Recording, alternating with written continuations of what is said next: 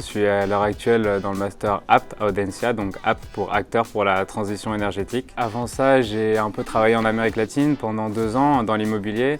Je suis rentré à Paris, j'ai travaillé chez Nestlé en tant que chef de projet européen. Et à un moment, je me suis dit que j'avais envie de changer un petit peu et de me recentrer peut-être sur un secteur qui m'intéressait vraiment et qui avait peut-être un impact important sur le futur de notre planète au final et qui était la transition énergétique.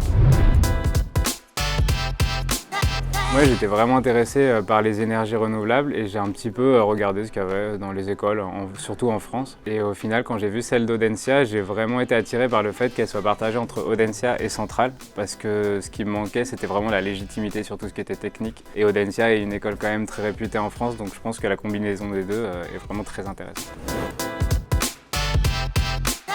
On va avoir les cours à Audencia qui sont plus sur le marketing, green marketing ou sur la RSE par exemple. On a aussi des cours à Centrale qui sont vraiment très techniques sur les énergies renouvelables, sur ce qui se fait aujourd'hui et sur ce qui est aussi qui va peut-être se faire demain. On a une vision vraiment beaucoup plus technique.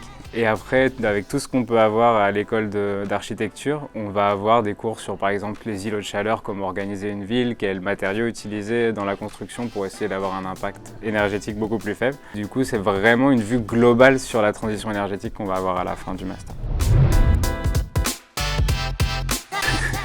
Globalement, oui, on a forcément tous une certaine sensibilité par rapport à l'environnement, sinon on ne serait pas là.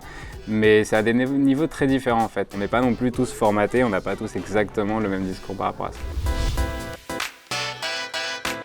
Finalement, à tous ceux qui ont envie d'avoir une vue assez globale, mais quand même approfondie sur tout ce qui se fait aujourd'hui sur les énergies renouvelables, la RSE, et du coup ce qui peut permettre un petit peu d'aller dans ce sens-là.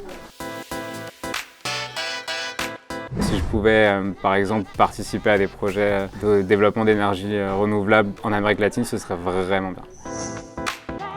Dans 10 ans, j'aimerais bien juste en fait qu'on fasse de la maintenance de tout ce qu'on a installé. Ça voudrait dire que du coup, on n'a plus besoin d'installer plus d'énergie et qu'on a bien fait notre travail.